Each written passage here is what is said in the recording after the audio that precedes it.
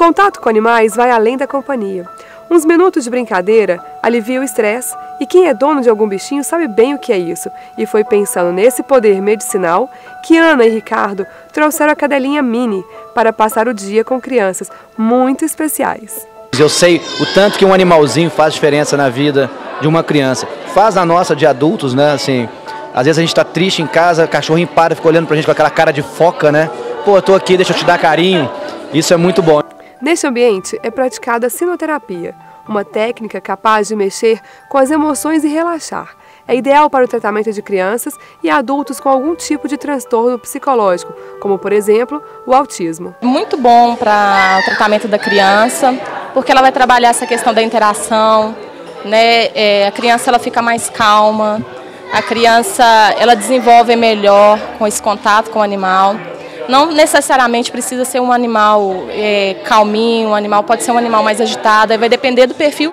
Todo esse trabalho com crianças e animais faz parte do Ministério Obra Prima da Igreja Batista da Lagoinha, criado em 2009 para atender pessoas com problemas psicológicos. Ele surgiu com a ideia de ajudar as famílias que têm filhos deficientes, né?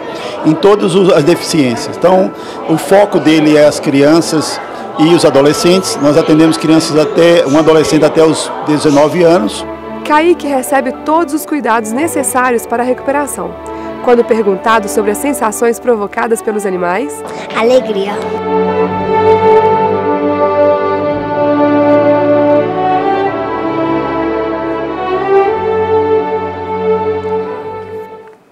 Interessante, né? Como é que... quais são os efeitos mesmo assim que vocês... Porque você faz parte desse projeto também, né, Paulo? Sim. Quais são os efeitos práticos, reais, que vocês poderiam dizer para quem está em casa, às vezes com alguma criança que tem alguma disfunção, alguma dificuldade, né? Que um animal poderia trazer, assim? Sim. No caso, a minha participação é na prática. Pegar um cachorrinho, um gatinho, um coelho e fazer com que esse animal tenha contato com o ser humano. A gente até brinca que para você evangelizar hoje, você vai num hospital. Nós estamos montando um grupo de pessoas que nós iremos fazer as visitações dos hospitais, clínicas psiquiátricas, para que essas pessoas tenham esse contato. Eu falo, gente, você não precisa de falar nada. Você leva um cachorrinho segurando a coleira, ali a conversa acontece. A pessoa começa, ai, que bonitinho e tal, e você tem aquele acesso ao paciente, a pessoa a ser tratada. E nesse dia foi muito interessante, que eu não levei só os cachorrinhos. Esse nenenzinho que apareceu por último é meu sobrinho. Então, eu falei, gente, vamos levar todo mundo para a gente ter um contato com essas crianças, elas precisam de carinho. E foi um envolvimento total.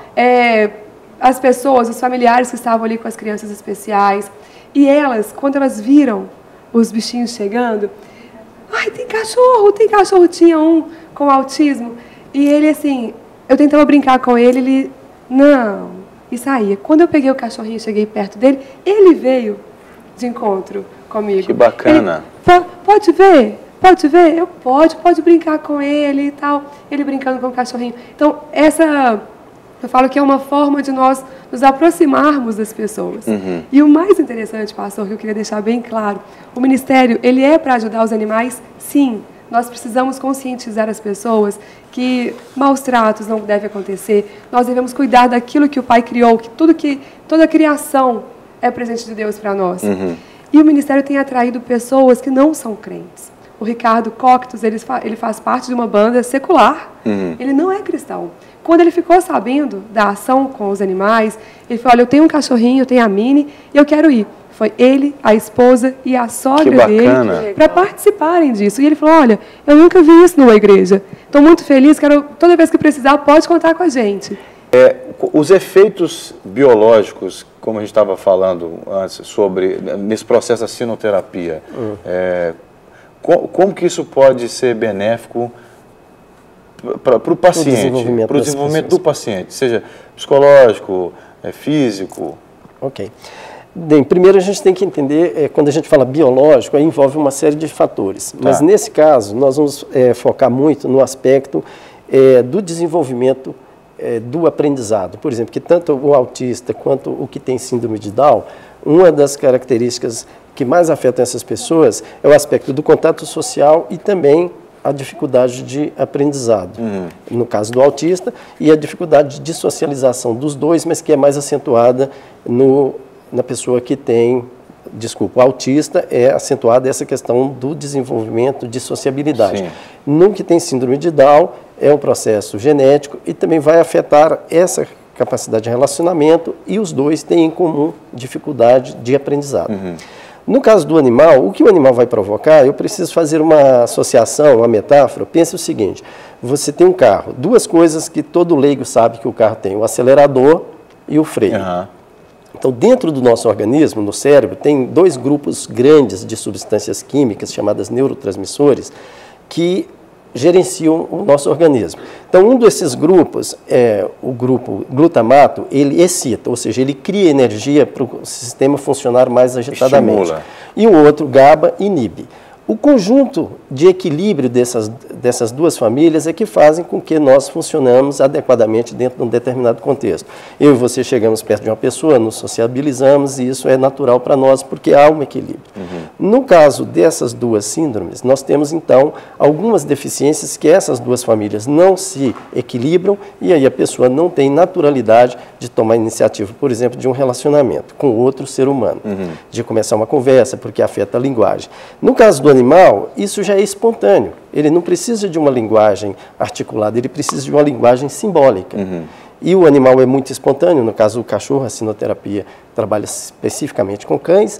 Essa aproximação, esse contato, estimula que o cérebro naturalmente comece a funcionar de uma forma mais equilibrada. E por isso acontece essa interação mais então rápida. a sinoterapia não usa outros animais, é só cachorro? A sinoterapia é só cachorro. Existe a ecoterapia, que é com cavalos, mais usada na prática de fisioterapia, para estimular movimentos.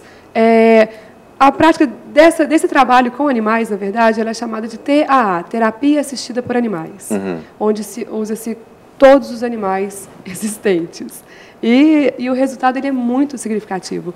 A gente pega até a questão da fisioterapia, quando você estimula a criança, tem aquela preguiça de fazer exercícios, mas você coloca, olha, vamos andar de cavalo, vamos andar a cavalo. Deixa eu aproveitar que você está falando, tem alguma situação que você poderia pontuar para a gente, pode dizer assim, aconteceu tal situação, nesse caso, um testemunhal mesmo sobre esse assunto. Teria algum que você poderia falar assim, aconteceu tal coisa, para a gente, até o pessoal de casa ter uma informação testemunhal?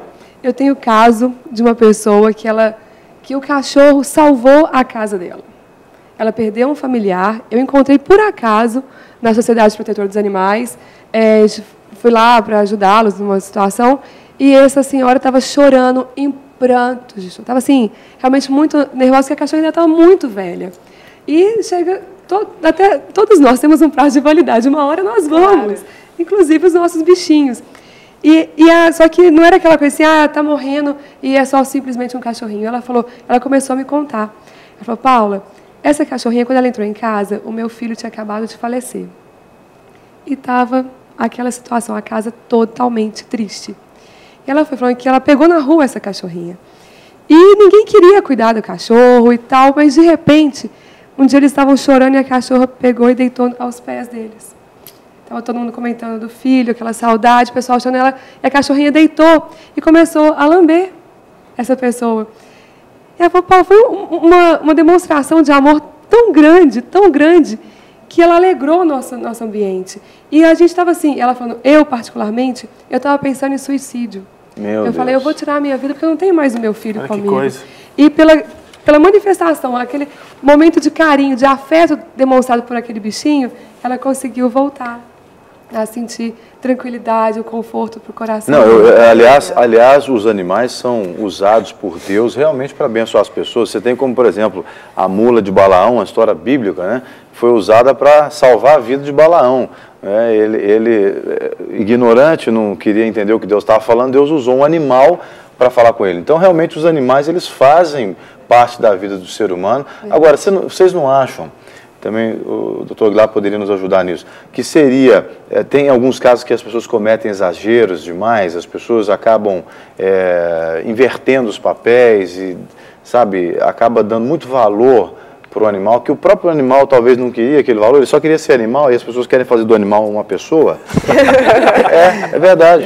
Aí tem um aspecto social, vamos falar, mas na minha parte é mais como que é feita, construída essa relação. Então, nós vivemos de substituição de processos. Ou seja, se eu estou num processo que está me causando mal-estar, a tendência natural é eu procurar algo que vai me dar o bem-estar. Como o animal, como você bem disse, ele não faz esse julgamento, ele não toma essa decisão racionalmente ou socialmente como nós, ele interage muito facilmente. Então, a pessoa, naquela carência, ela vai em busca disso. E aí comete exagero. O próprio nome já diz exagero, né? Por exemplo, tem um caso que a Paula falou de uma pessoa que tem 50 e poucos cachorros em casa, ela adotou esses cachorros e alguém achou que isso era um exagero. Mas alguém que compra 30, 40 sapatos por mês, também é um exagero para quem não pode fazer isso.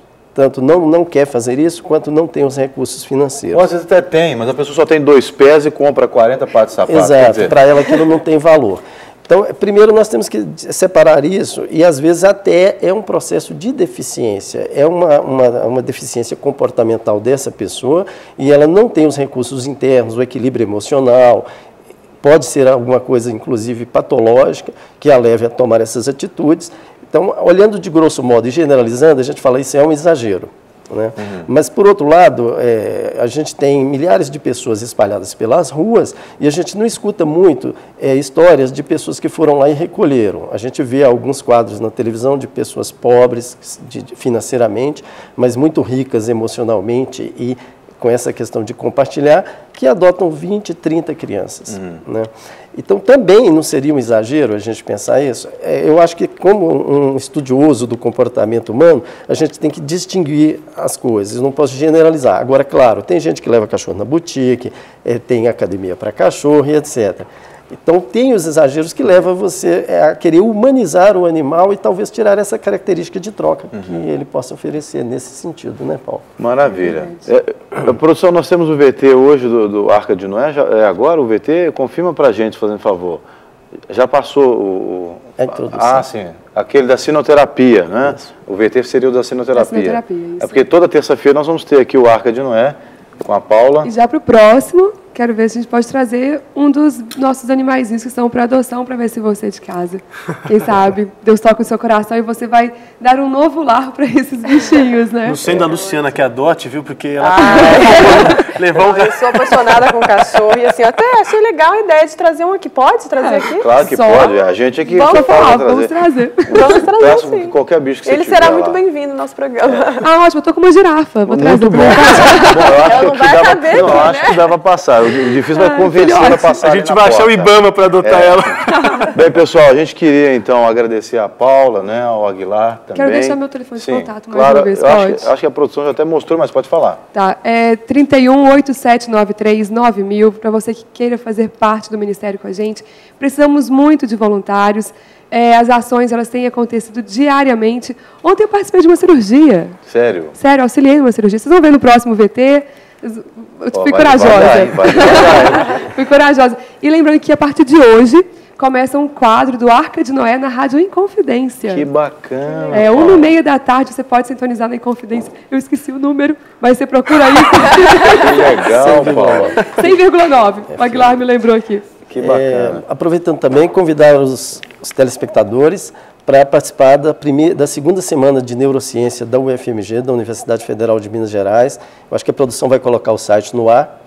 E é só acessar o site, tem todas as informações. Esse aí é mais um contato da empresa que eu trabalho. ufmg.br/6, numeral 6, né? Simpósio Neurociência. É no plural, tem um S. Neurociências. Isso, tem um S no final lá. Ou qualquer coisa. Esse S é porque estava no S da doutora. Botou o S aqui e botaram da doutora. Bom, muito obrigado, gente. E ó, nós queremos lembrar o seguinte, na volta do break nós vamos ter o nosso super game. Maurício vai trazer ali brincadeiras com você para te presentear. Hoje você vai poder ganhar o DVD do Judson Oliveira e também o CD do Rodolfo Abrantes. Então já anota o nosso contato para falar ao vivo com a gente no game, hein? 31 3253 3320, 31 3253 3320. Na volta então a gente fala ao vivo com você. Não sai daí.